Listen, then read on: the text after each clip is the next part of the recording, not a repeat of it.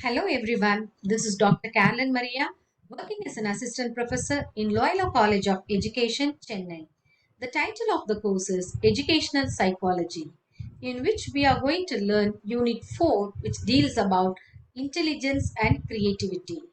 This is part 2 video lecture, which is going to focus on intelligent quotient, assessment of intelligence, creativity, its concept, factors, and process and strategies for fostering creativity. Let's see what is intelligence.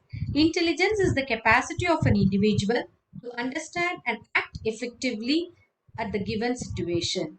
The ability to acquire and apply knowledge and skills with the presence of mind is called as intelligence.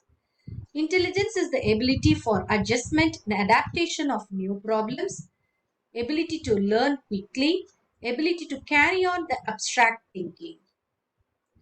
Now let's focus on the intelligent quotient.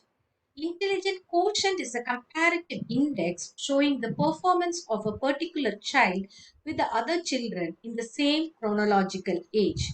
Chronological age is the age of a person from birth till date in months.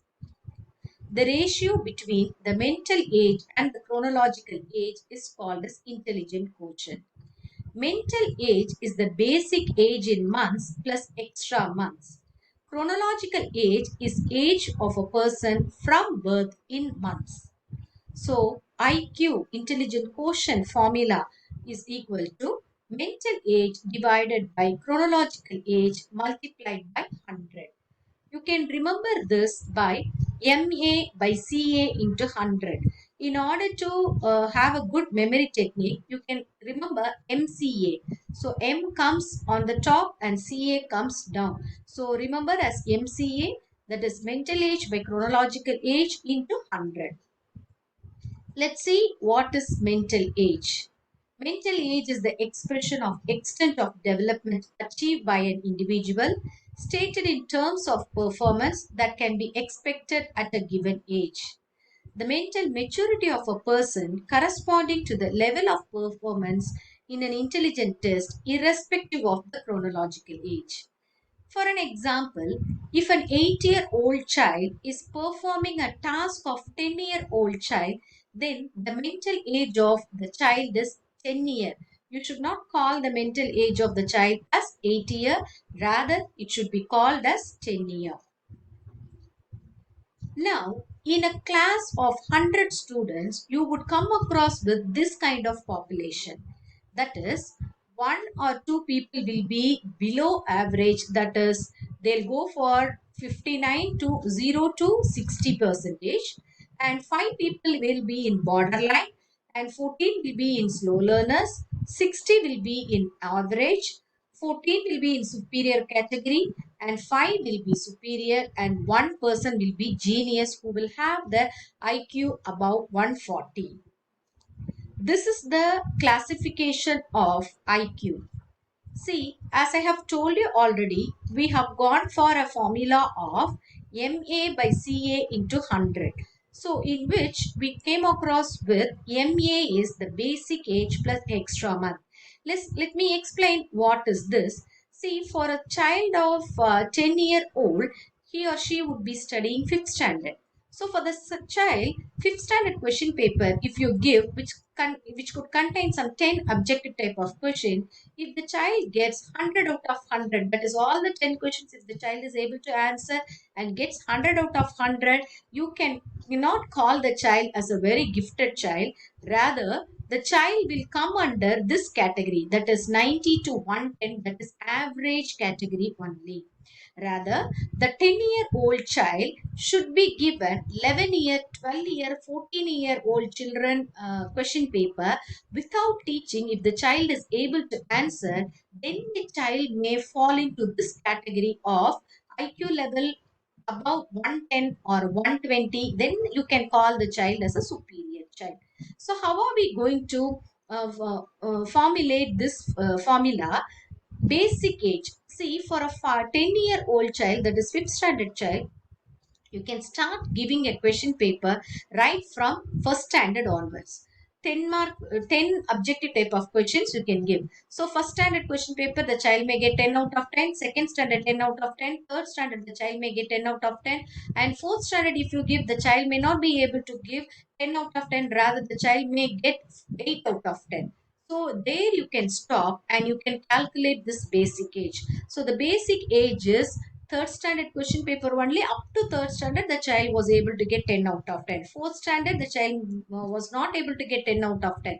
So before that, the third standard, that is 8 years.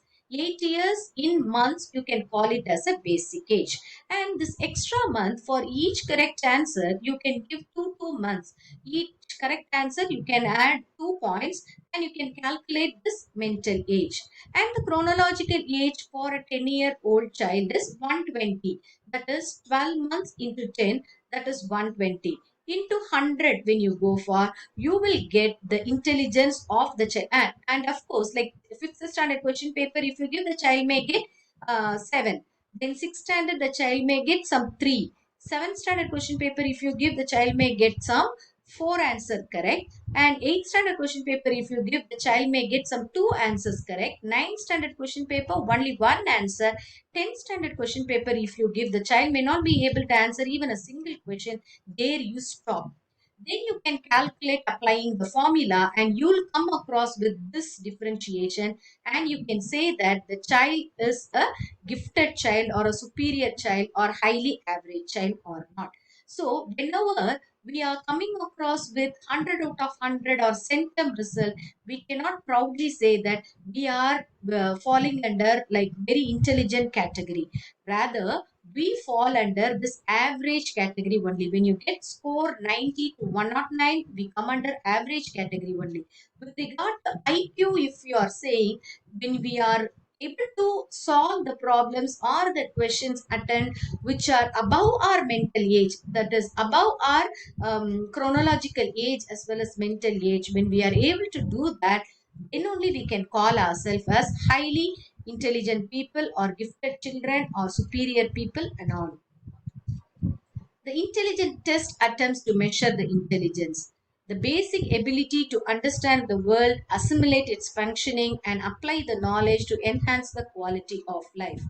Intelligence tests are the psychological tests. They are designed to measure the variety of mental functions such as reasoning and judgment. The mere purpose of intelligence test is to obtain the idea of a person's intellectual potential. And the test center around a set of stimuli designed to yield the score based on the test makers on the model of what make up the intelligence. There are two variety of intelligence test. One is individual test, another one is group test. Individual test will be dealt by each and every individual. For a group of people, if you want to conduct a sort of intelligence test, that is called as group intelligence test. So individual test in relation to verbal, non-verbal and performance test, and group test is verbal and non-verbal test. Based upon the number of participants, it is divided. One individual tested at a time is individual test. Group of individuals tested at a time is group test. And based upon the form, the verbal test is which uses the language or paper pencil test. Non-verbal test is performance test. These tests involve such as activities which can use our language properly, and it will help us to improve our intelligence. Binet and Simon developed the first test of intelligence in 1905 and they revised it in 1908 and 1911.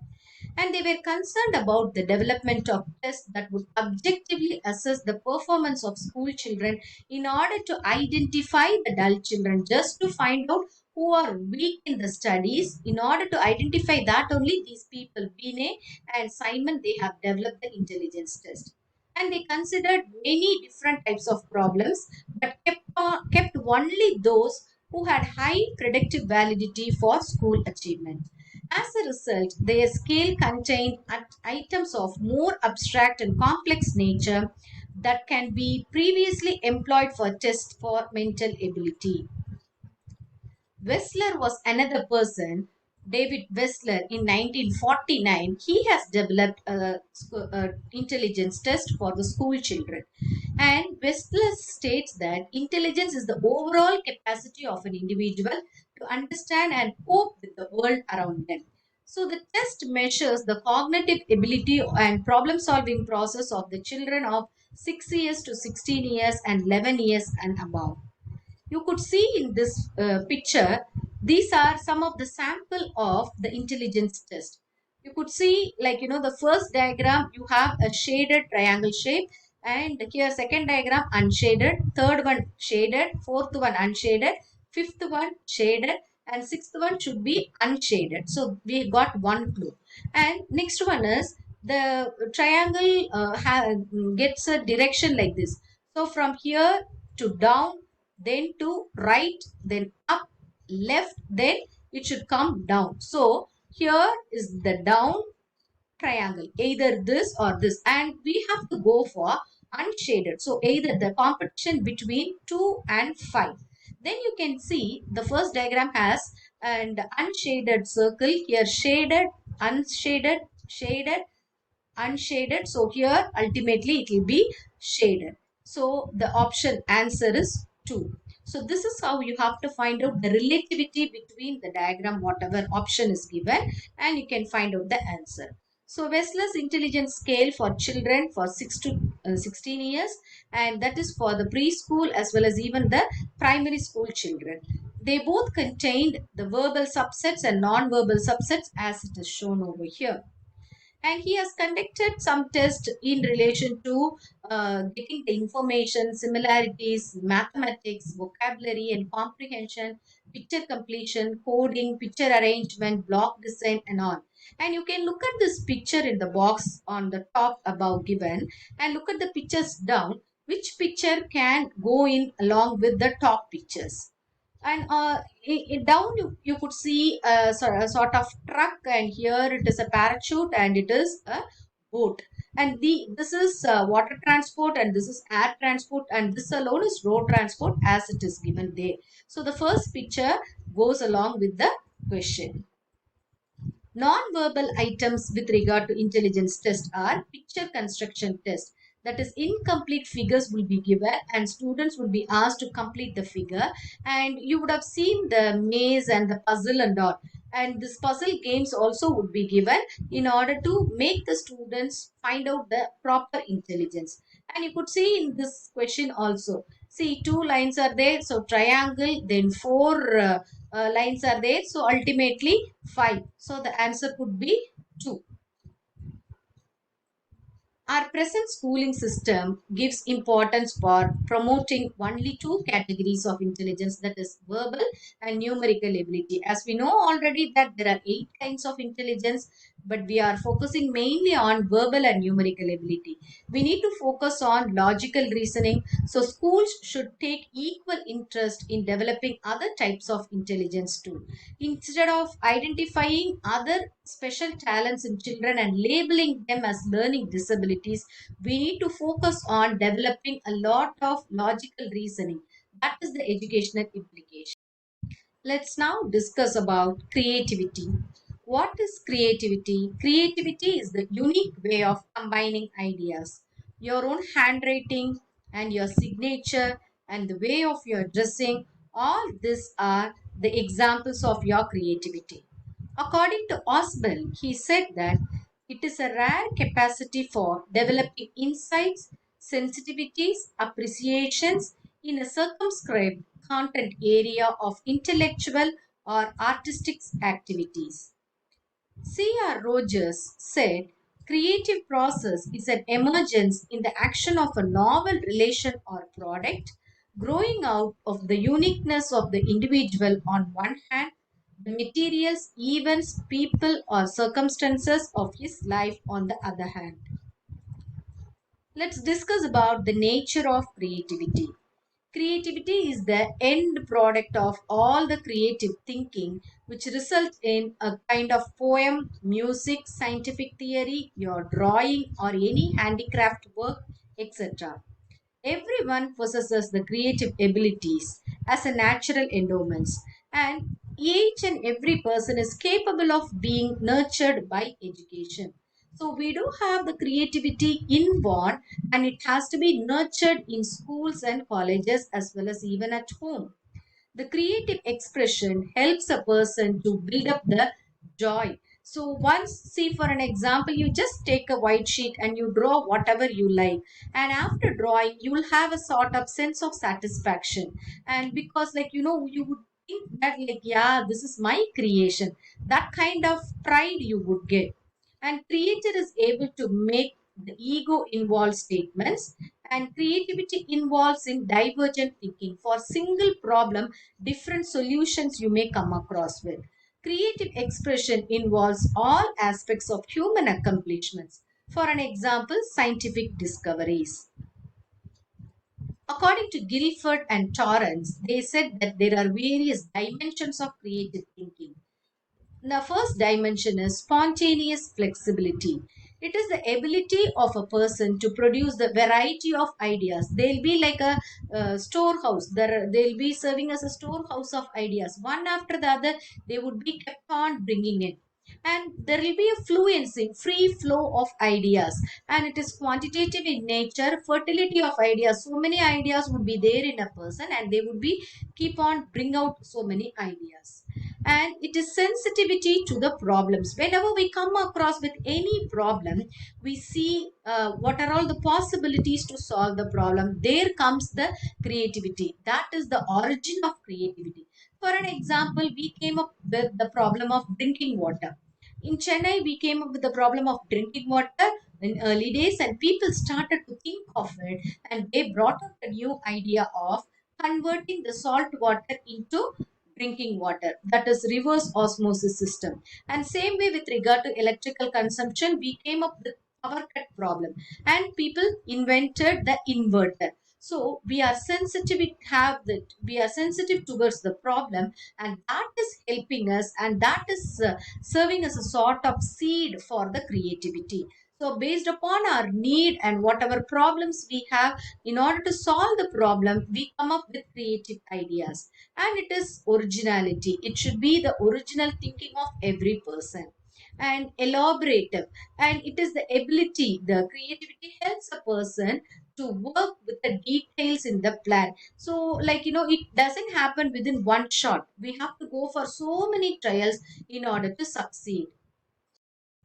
Creativity helps a person to redefine whatever was already defined, and this redefinition will be going in a different way. So, seeing the people, whoever have established something, the creative people will go for a re-establishment. Let me explain to you the stages of creative process. Let me give you an example. I just give you a white sheet and I'm asking you to draw a natural scenery. And in that natural scenery, certain conditions I would say that it should have some house and a sun and a river as well as a tree. All this I'm just telling. So with these ideas, you are expected to draw a natural scenery. This is the condition. So each one will have their own creative idea where to place the house and where to place the river and the tree. In these two pictures, you could see river, tree, houses, sun, birds, all are similar. But these two pictures are little different with each other. That shows the creativity of every person. So in this exercise, what you have done first, when I have told you people to draw a natural scenery, you started to plan. Then you were incubating the ideas. You were having a visual in your mind. Where are you going to keep the tree? Where are you going to draw the house? And where the river and all that? That is incubating your ideas. You are generating your ideas. Then suddenly you get some sort of flash in your mind. That is illumination. So here this person has drawn a crow.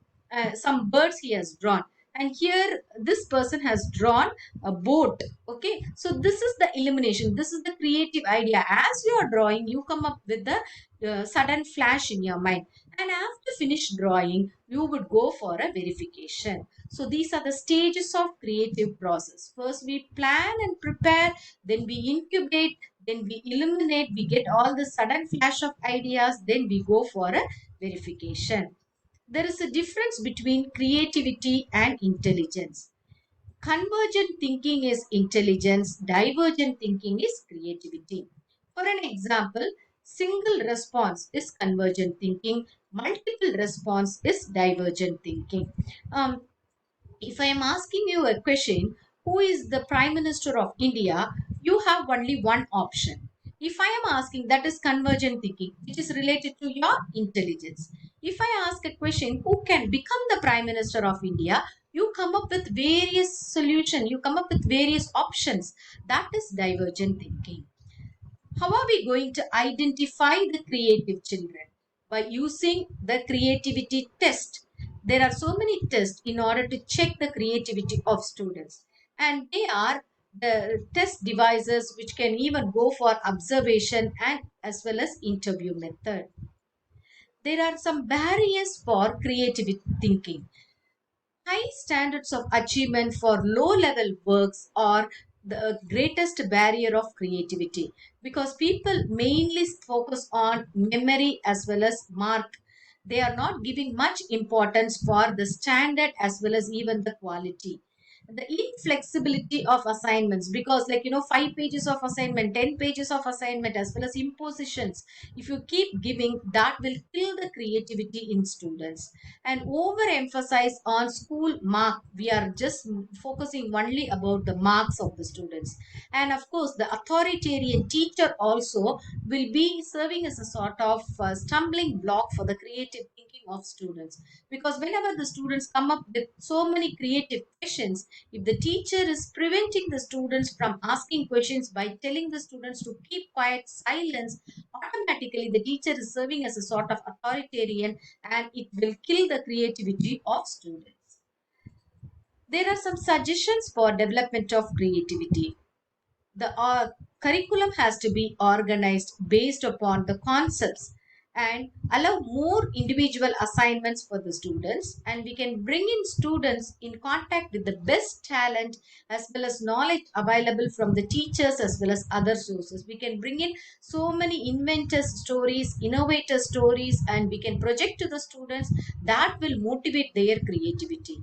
We can give more reflective works to foster the creativity. And for the teachers, we can provide in-service teacher training program to improve the competency level of the teachers in order to motivate the students to go for a lot of creative activities. The key takeaways from this video lecture are: everyone possesses the creative ability, and it's all there in the hands of the teacher as well as the student to how to nurture the creativity with the help of education. We can bring students in contact with the best talent and knowledge available from teachers and other sources, and avoid overemphasis on school marks and give more preferences for creative activities. Let me ask you a question for you to reflect on. As a teacher, how will you help your students to improve their creativity? Plan your strategies to improve the mental age of your students. These are some of the books for your further learning. Thank you for listening. Wish you all good luck.